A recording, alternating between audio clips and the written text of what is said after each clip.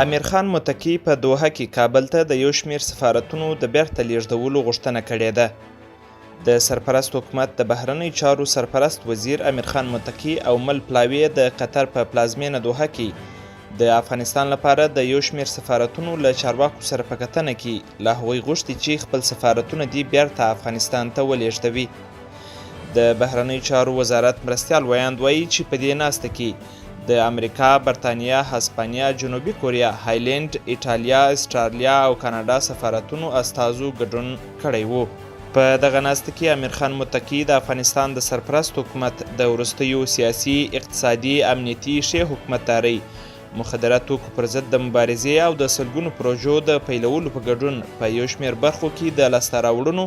او پرمختګونو په اړه تفصیلي معلومات ورکړل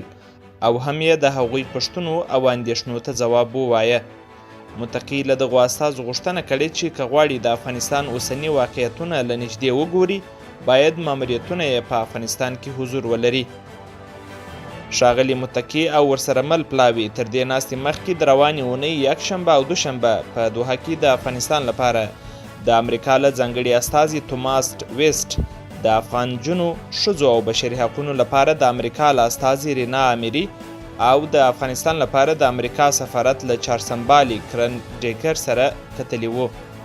د سرپرست حکومت د بهرنۍ چارو وزارت وایي د دې غونډې ګډونوالو د ورته ناستو پر دوام او له افغانستان سره پر تعامل او ښکیلتیا ټینګار کړی دی.